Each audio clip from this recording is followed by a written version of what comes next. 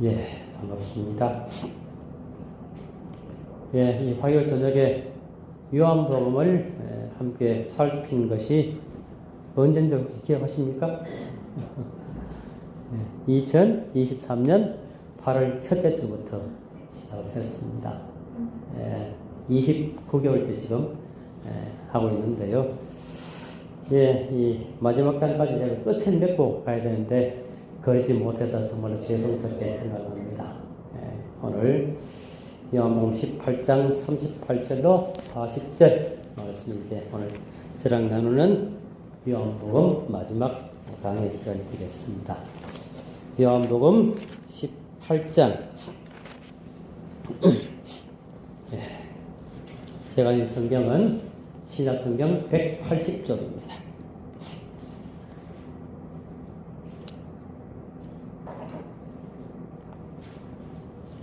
요한복음 18장 38절부터 40절까지 말씀입니다.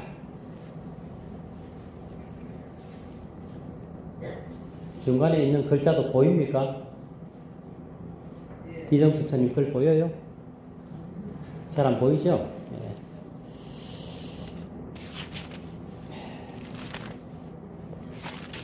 마지막으로 제가 AI한테 PPT를 지금 이번 주 설교, 안식일까지 설교 PPT를 지금 부착했더니 글자가 좀 자라 보이는 것 같습니다. 예, 38절부터 40절까지 단 3절이기 때문에 같이 읽겠습니다. 시작. 빌라도가 이르되 진리가 무엇이냐 하더라. 이 말을 하고 다시 유대인들에게 나가서 이르되 나는 그에게서 아무 죄도 찾지 못하였노라. 6월절이면 내가 너희에게 한 사람을 놓아주는 전례가 있으니 그러면 너희는 내가 유대인의 왕을 너희에게 놓아주기를 원하느냐 하니 그들이 또 소리질러 이르되 이 사람이 아니라 바라바라 하니 바라바는 강도였더라. 오늘 제목은 바라바냐 예수냐 하고 제목을 붙였습니다. 네, 북아메리카 캐나다 서쪽에 알래스카가 있습니다. 원래 이 땅은 지난번 말씀드린 것처럼 러시아 소유였습니다. 그런데 19세기에 러시아가 이 알래스카를 그대로 러시아 땅으로 소유하느냐 720만 달러를 받느냐 하는 선택의 갈림길에 놓였던 적이 있습니다. 그런데 그 당시에 이 러시아 제국이 크림 전쟁의 여파로 재정적으로 참 어려웠습니다. 여기에 자칫 잘못하면 영국 함대로 인해서 알래스카를 잃을지도 모른다는 두려움이 함께 찾아왔습니다. 1867년 러시아 알렉산드로 2세는 결단을 내립니다. 대부분의 얼음 덩어리인 이 땅이 무슨 의미가 있을지 이 한반도에 우리나라 이 남한에 약 7배가 넘습니다. 이 알래스카가요. 그 광활한 땅을 포기하고 720만 달러를 미국으로부터 받습니다. 그리고 그 땅을 넘겨줍니다. 1평방킬로미터당 5달러도 되지 않는 헐값으로 알래스카를 미국에 팔아버렸습니다. 그런데 그 얼음 덩어리 땅, 1년 내내 녹지도 않는 그 얼음 덩어리 땅, 쓸모없는 땅으로 알았는데요. 문제는 알고 보니까 이 알래스카는 엄청난 양의 지하 자원, 석유도 많고 철도 나고 금과 구리, 여기에다가 목재와 석탄, 천연 가스까지 720만 달러는 돈도 아닐 정도로 엄청난 지하 자원이 그 얼음 아래에 있었던 것입니다. 이 알래스카의 석탄 매장량이 어느 정도 되는가 하면 전 세계에 존재하는 모든 석탄의 10분의 1이 그 속에 있습니다. 여기에 알래스카는 지정학적인 위치가 아주 중요한 요충지였습니다. 눈앞에 돈이냐 땅이냐를 두고 너무 쉽게 돈을 선택한 러시아는 지금도요. 동쪽을 보면 땅을 치며 후회를 합니다. 그러나 돌이킬 수가 있어요? 없어요? 없어요. 없습니다. 그때 너무 근시안적인 선택이었다는 탄식을 지금도 러시아 국민들은 하고 있습니다. 성경에 아브라함의 조카 롯은 그가 삼촌 아브라함과 함께 가나안 땅에 들어왔습니다.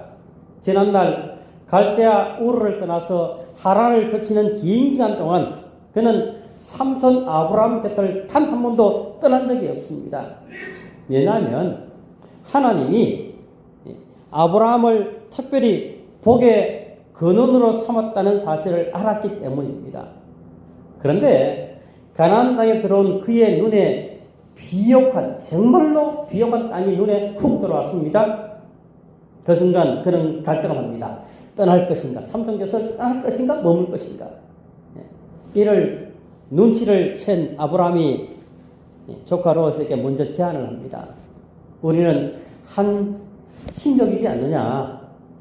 목자들로 해서 서로 다투지 말고 자네가 거주할 땅을 먼저 선택해라. 그래서 너가 좌편을 선택하면 나는 우편을 갈 거고, 너가 우편을 가면 나는 좌편을 갈 테니까 너가 선택해라. 그러자 롯이 뭘 선택했어요? 그 전에 비옥한 땅을 선택하기 전에 삼촌을 떠날 선택을 먼저 했습니다. 삼촌을 떠날 선택했어요. 그리고 눈에 보이는 요단 지역의 그 비옥한 땅을 선택했습니다. 성경은 그 땅이 이 롯의 눈에 들어오기를 여호와의 동산가고, 다시 말하면 에덴 동산 같았다라고 이렇게 표현을 하고 있습니다. 여기 창세기 13장 11절에 보면 그러므로 롯이 요단 온 지역을 택하고 동으로 옮기니 그들의 시로 떠난지라. 여러분, 롯의 이런 선택의 결과가 무엇입니까? 그가 선택했던 그 비옥한 땅은 여러분 어떻게 되었고요? 그가 믿고 생사고락을 함께했던 아내는, 그리고 그의 딸들은, 그리고 그의 사이들은 어떻게 되었는지 우리는 성경 통해서 잘 압니다. 그의 선택의 결과였습니다. 여러분, 우리가 신앙을 하는 신앙의 눈에는 지금 내 눈앞에 현재 보이는 것이 전부가 아니라는 사실을 늘 기억하고 신앙을 해야 합니다. 내 생각과 판단, 그리고 그에 따르는 행동과 말이 언제나 옳은 것이 아닐 수 있다라고 생각하며 우리가 신앙을 해야 합니다. 그러므로 우리는 하나님께 기도합니다. 하나님, 오늘도 저는 수많은 크고 작은 선택을 해야 합니다. 오늘 나의 선택과 결정 속에 성령께서 함께 하셔서 결정하게 해 주십시오라고 우리는 매일매일 간절히 기도하며 살아야 합니다. 여러분, 바로 이 기도가 바로 솔로몬의 기도였습니다. 함께 읽어볼까요? 열왕기상 3장 9절 시작. 누가 주의 이 많은 백성을 재판할 수 있사오리이까? 듣는 마음을 종에게 주사 주의 백성을 재판하여 선악을 분별하게 하옵소서. 솔로몬은 다른 기도를 하지 않았습니다. 옳고 그름을 분별할 수 있는 자, 즉 지혜로운 선택자가 되게 해달라고 기도했습니다. 이 기도가 하나님의 마음에 합하였습니다. 그래서 하나님은 그를 내 마음에 합한 자라고 얘기를 합니다. 그래서 그는 강구하지 않은, 기도하지 않은 다른 축복들도 선물 함께 더불어 받게 된 것입니다. 저는 지난 목회를 이제 되돌아보는 시간을 갖게 되었습니다. 하면서 후회되는 것 두 가지가 있습니다. 그 중에 하나가 사천교회에서의 일입니다. 사천교회는 박경성 목사님이 작업사역자로 계실 때에 미국인 선교사의 지원금을 받아서 건축한 교회입니다. 교인들의 헌금은 그야말로 단돈 10원도 포함되지 않은 미국에서 보낸 돈을 가지고 지었어요. 그래서인지 제가 그곳에 있는 동안 교인들은 교회에 대한 관심이 거의 없습니다. 유리창이 깨졌는데 어떻게 하나를 지켜봤는데 8, 2월이 지나도록 그 유리창 깨진 사실조차 몰라요. 고칠 생각을 하지 않습니다. 오래되어서 우리도 저쪽 구경하면 똑같죠? 마룻바닥. 이 마룻바닥이 오래되어서 한쪽이 푹 주저앉았습니다. 그걸 보지 못하고 지나가 푹 빠지는 팥을 우리가 있는데도 고칠 생각을 하지 않아요. 헌신 없이 지어진 교회의 모습이 바로 그런 모습이었습니다. 그런 중에 사천시, 지금은 사천시, 그때는 사천군입니다.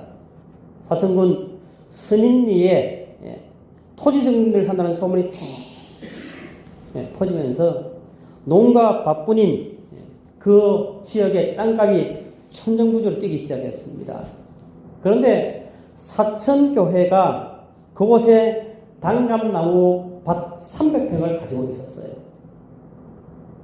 그 썰모없는 땅이 어느 순간 3억까지 호가를 하기 시작했습니다. 37년 전 얘기예요. 복부인들이 거기 있는 땅들을 사기 위해서 현금을 들고 지주를 찾아다니다가 저를 찾아왔습니다. 현금을 줄 테니까 3억을 지금 바로 줄 테니까 팔라는 것입니다. 교회라는 것이 제 혼자 결정할 수 있는 구조가 아니지 않습니까?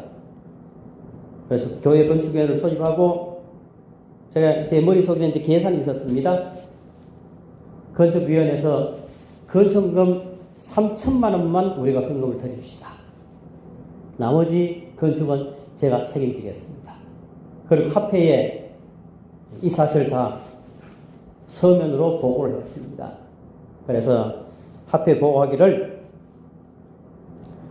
3억을 받으면 3억 중에 1억 5천과 교인들이 헌금하는 3천을 1억 8천을 가지고 이 자리에 헐고 교회를 짓고 그리고 나머지 1억 5천은 그 당시에 삼성항공이 사남동에 삼성항공이 들어온다는 소문이 파다했기 때문에 그곳 요청지의 땅 300평을 1억 5천 정도 충분히 살 수 있는 땅이 있어서 그걸 우리가 매입합시다. 화폐 계획서를 올렸어요. 그런데 그러면서 제가 화폐에 부탁을 했습니다. 이 계획이 교인들 귀에 들어가지 않도록 좀 도와주십시오.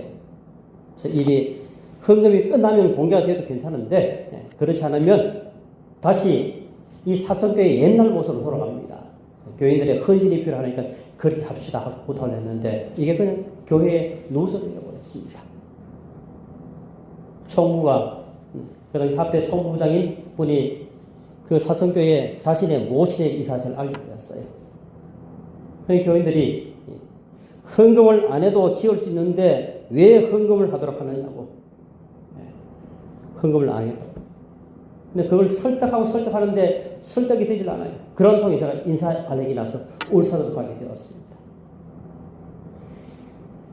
제 후임으로 갔던 목사님은 그걸 수습하기 위해서 하다가 결국은 그분이 2년 만에 도저히 용납이 떠나버리고 그 다음 목사님 가셔서 갔는데 문제는 그 정리하는 그 안이 무산이 되어버렸습니다. 다시 원위치로 돌아가게 됐습니다.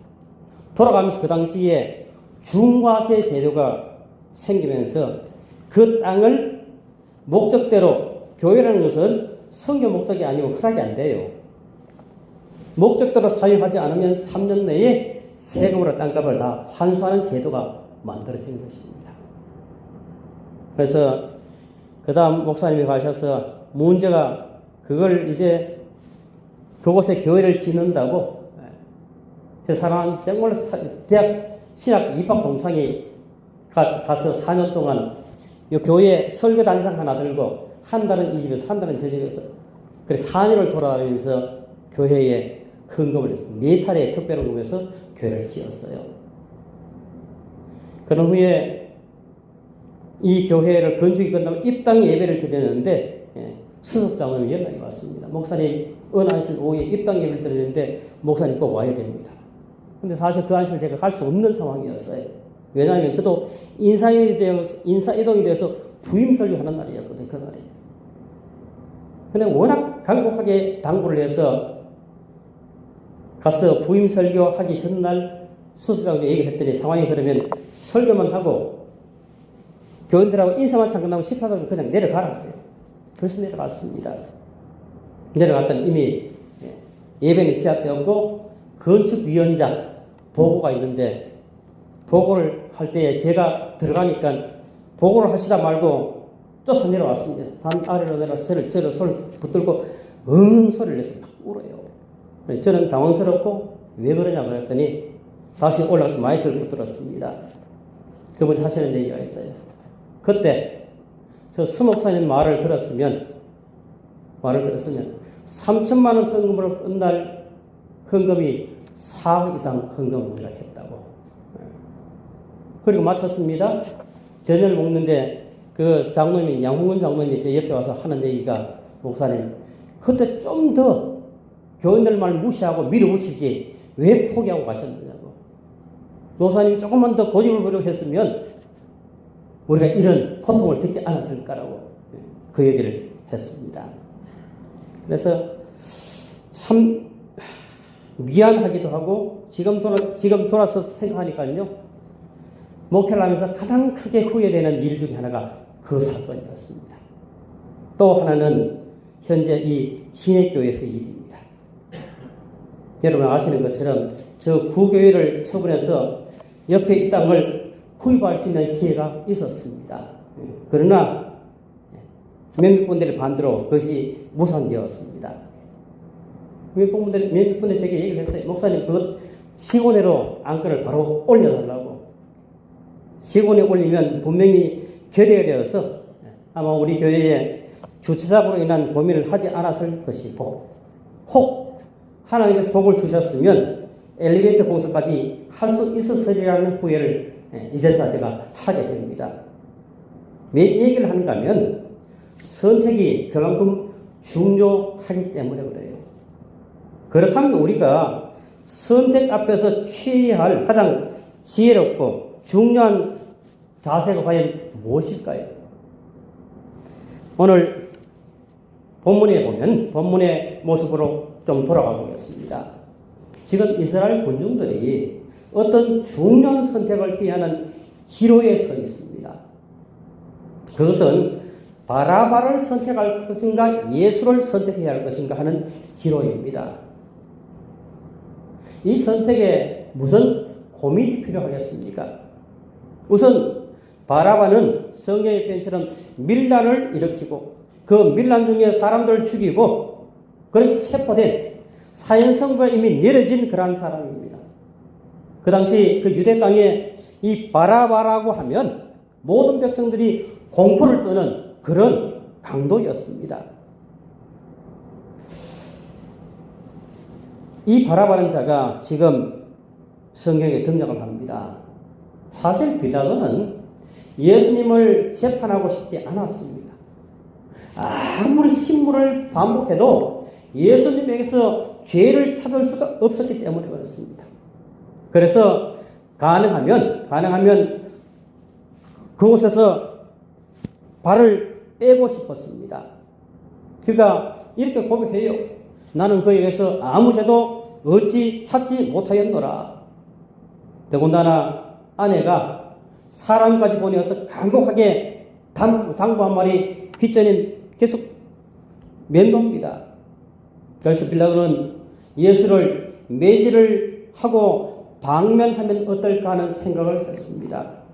그런데 예수를 고발한 무리들은 요지부동이었습니다. 그러자 빌라도는 6월절 특사를 생각합니다.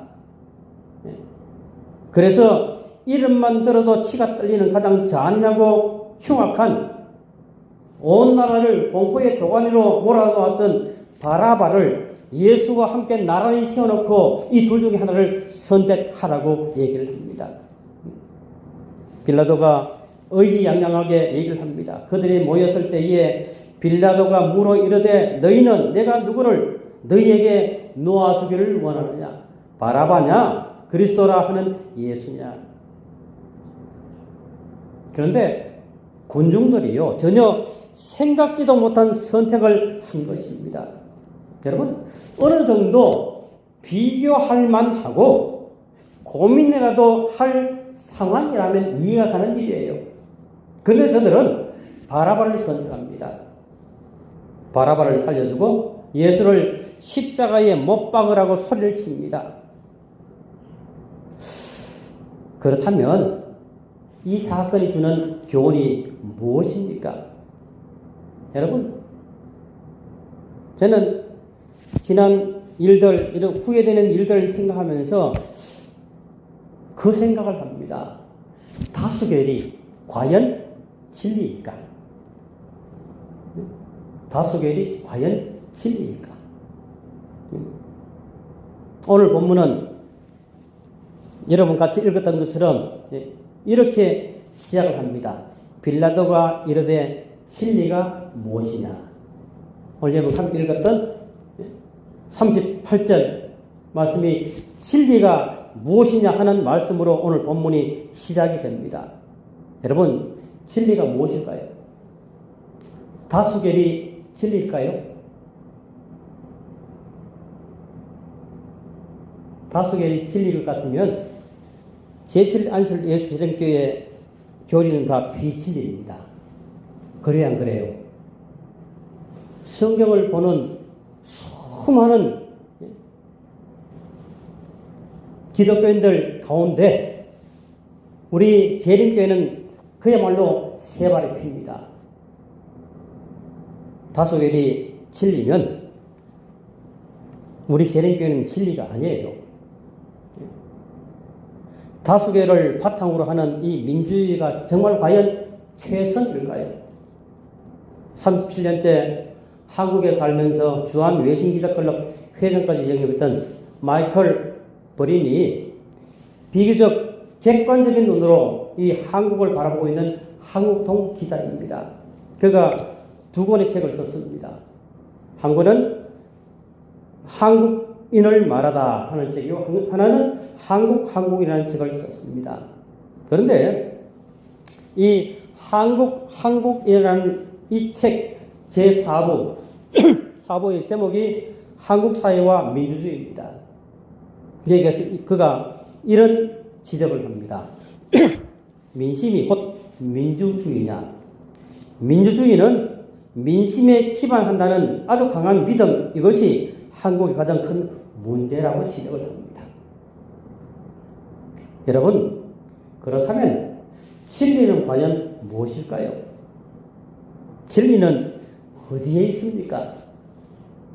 열왕기상 22장에 의미심장한 한 사건이 소개되고 있습니다.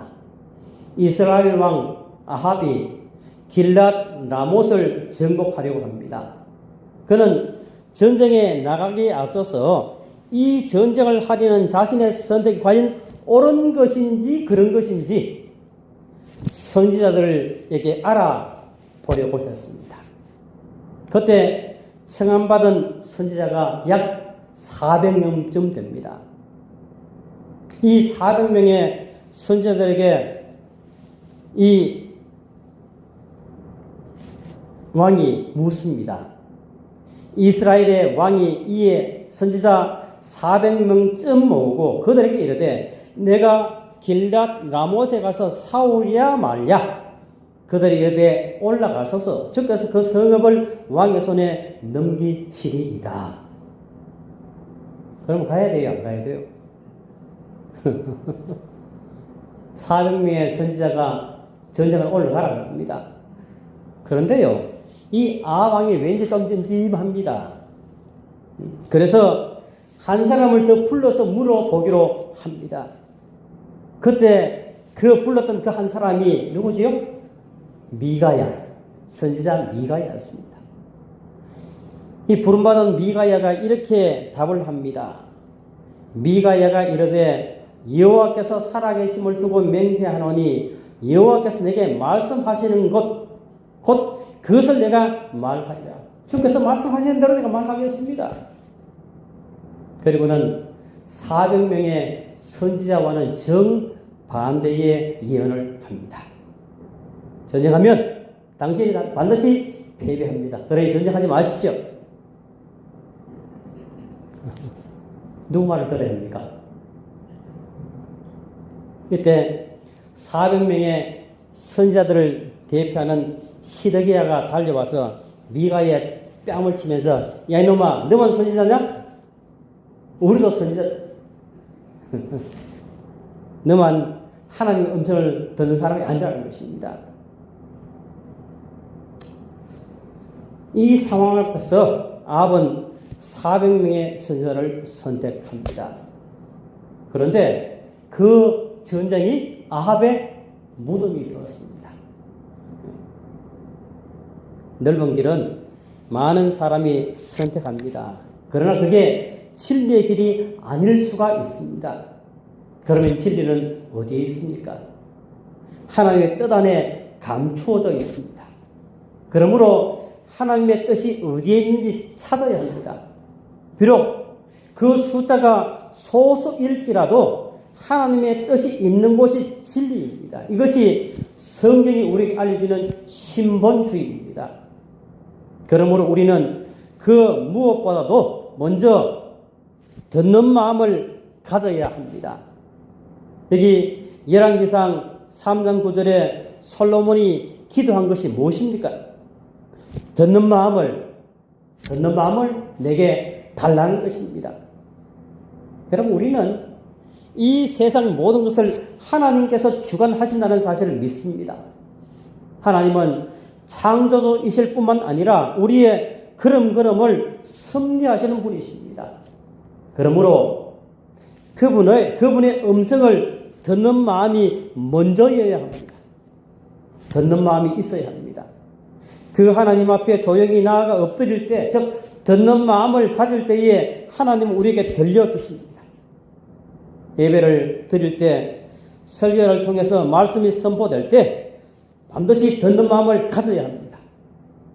여러분, 하나님의 음성은요, 하나님께 주시는 말씀은 내 귀에 좋은 소리만 들리지 않습니다.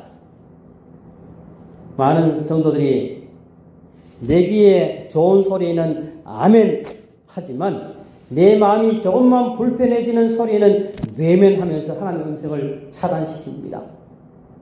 여러분, 성경을 읽을 때도 마찬가지입니다. 말씀 통해서 우리에게 하시는 주의 음성을 듣는 마음을 가지고 성경을 읽어야 합니다. 그 듣는 마음이 없으면 예배를 참석하는 것은 시간 낭비요. 성경을 읽는 것도 시간 낭비입니다. 지금 유대인들이 중요한 선택의 기로에 서 있습니다. 듣는 마음을 달라고 기도하며 먼저 하나님 앞으로 나아가야 하는데 그러질 못하고 있는 것입니다. 빌립보 교회를 향한 바울의 마음이 이렇습니다. 빌립보 1장 9절 10절 내가 기도하노라 너희 사랑을 지식과 모든 총명으로 점점 더 풍성하게 하사 너희로 지극히 선한 것을 분별하며 또 진실하여 허물 없이 그리스도의 날까지 이르고 분별하며. 여러분들은 스스로 내가 어느 정도 분별력을 가지고 있다고 생각하십니까? 이번에는 틀림없다. 분명히 대박이 날 거야 하지만 신하고 한 데 보면 너무나 엉뚱한 것을 선택한 경우는 여러분 없었습니까? 그래서 뒤늦게 후회하고 땅을 쳐본 일이 여러분 없었습니까? 사실 우리가 우리의 과거를 돌아보면 이미 엎질러진 물인 경우들이 참 많았습니다. 우리 하나님은 어떤 분이십니까?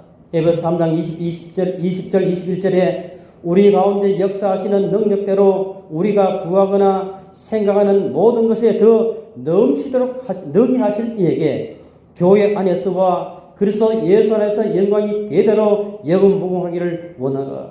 하나님은 우리가 기도하거나 우리가 요구하는 것보다 훨씬 더 많게 더 넘치도록 부어줄 수 있는 능력을 가지고 있는 분이십니다. 그런데 여러분, 지난날 나는 무엇을 선택하면서 오늘 여기까지 왔습니까? 유대인들이 조금만 생각해도 분명히 예수였는데 그들은 바라바를 선택했습니다.